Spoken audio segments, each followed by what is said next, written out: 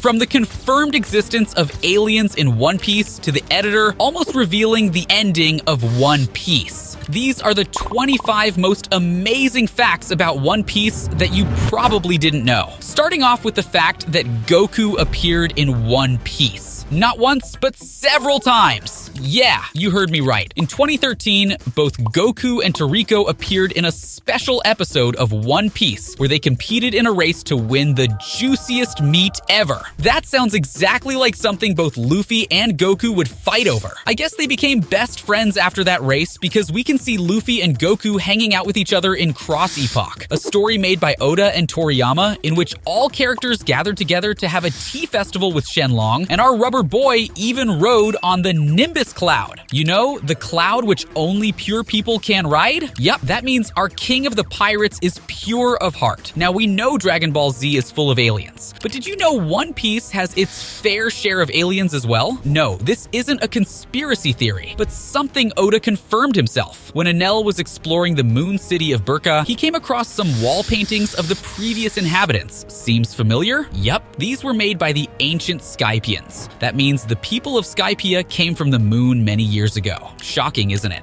What's even more shocking is the fact that characters such as the Seven Warlords of the Sea and the Supernovas wasn't even part of One Piece, because when Oda was creating the Sabaody arc, he initially wanted the story to be the Straw Hats versus the Four Emperors of the Sea. But he later realized that story would be pretty boring, so he introduced the Supernovas to the storyline, not to mention that he created them in just one night. But One Piece wasn't written in one night. In fact, it wasn't even called One Piece. It was originally called Romance Dawn. That's right. Before there was One Piece, there was Romance Dawn, a manga story that featured Luffy trying to become the king of the pirates. But isn't that just One Piece? Well, does One Piece have a pirate Garp that inspired Luffy to become a pirate and give him his devil fruit? Or a blue-haired girl called Anne instead of Nami? Well, Oda later changed his mind. But did he name the first chapter of One Piece Romance Dawn? And that's how the story of the Straw Hat crew began. Speaking of the Straw Hats, how would you feel if I told you that Frankie and Robin were never supposed to exist, and Chopper was a grown-up swordsman? Don't believe me? Check this out. Yup, that sketch was made by Oda himself when he was coming up with the concept of the Straw Hats. This guy was supposed to replace Frankie, while this distinguished gentleman was supposed to be Robin. But instead of having the flower fruit, he would just like flowers a lot. But in all honesty, we would miss Brooks' afro the most. While on the topic of the Straw Hats, did you know that Robin and Usopp are the ones who give their crew haircuts, and King Round and Death are the two brands of cigarettes that Sanji smokes? That's not all. Did you know that Usopp's birthday is on April 1st, which just happens to be April Fool's Day? Considering how good he is at lying, this day is just perfect for him. Speaking of Usopp lying, did you know that his lies have the secret power of predicting the future? Like he once lied about having a 30 million berry bounty before even becoming a pirate, and when he finally received his bounty, it was exactly 30 million. But his craziest lie of all was the time he said he had an army of 8,000 soldiers, but just 15 long years later, Usopp managed to recruit 10,000 soldiers. Not to mention, that long nose he has might just be a reference to Pinocchio. Yeah, this guy's lies are promising, but not even he couldn't predict this next fact. When a fan asked Oda which devil fruit power he wished to have in real life, Oda preferred to have Robin's power so that he could draw quicker. Now that's dedication. However, if I was given the chance, I would pick the same power so that I could hit the subscribe button multiple times, and so should you. Speaking of Oda, did you know that he actually revealed every Straw Hat's real-life professions in an SBS segment? And you will never guess what some of their professions are. Like Luffy would be a firefighter, Zoro would be a police officer, Nami as nursery school teacher, and Usopp would actually be a graphics designer. Robin would be a flight attendant, while Frankie would be a pilot. Sanji would be a stylist, and last but not the least, Brook would be a detective. Not to mention, he also revealed the real-life nationalities of every Straw Hats as well. Luffy is from Brazil, Zoro is from from Japan, Nami is from Sweden, Usopp is from South Africa, and Sanji is from France. And our favorite doctor, Tony Chopper, is from Canada, Robin is Russian, and Frankie is American. Brooke is from Austria, and Jinbei is from India.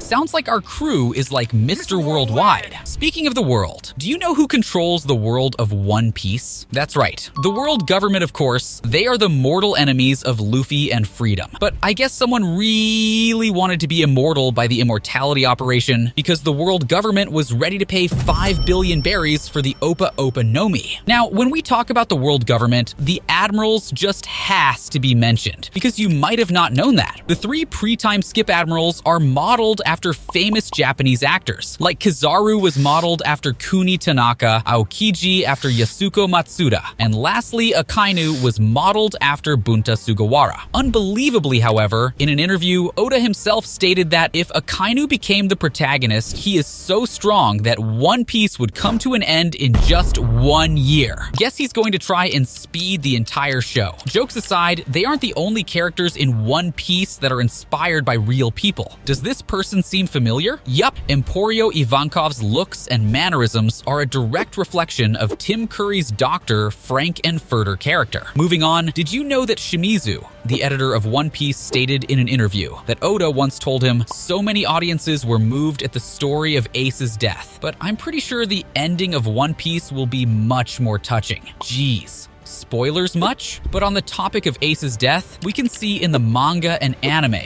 the father and son were buried next to each other with their graves decorated with their personal possessions. In 2013, Universal Studios Japan brought these iconic images to life for their annual One Piece premiere show. These graves were the exact replicas of the ones depicted in the story, and even included a listening area where fans could hear the 2 characters speak some of their iconic lines.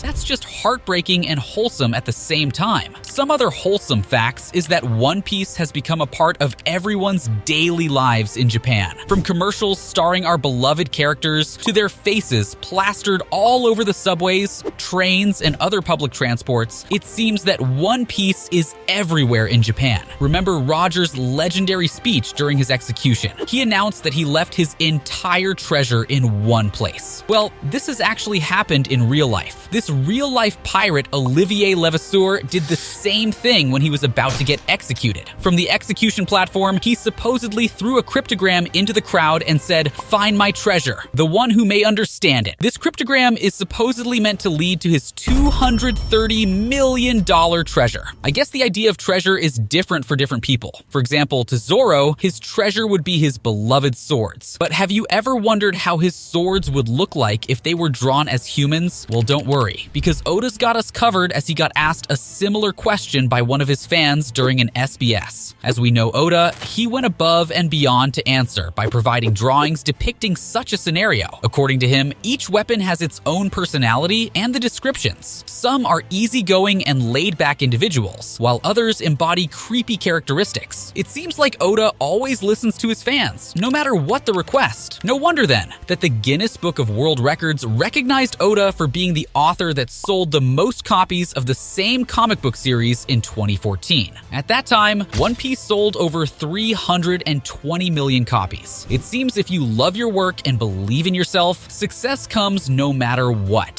Speaking of success, in the Japan Olympics, anime characters were presented as ambassadors of Tokyo Olympics 2020. Luffy was one of the 7 ambassadors. Funny enough, one player imitated Luffy's iconic second gear pose before his match. That player won the gold medal. Another athlete also did the super pose. It seems like Oda inspires us all to achieve our goals in life through One Piece. These were some crazy facts, but if you want something even crazier, then check out the time Oda completely changed One Piece forever.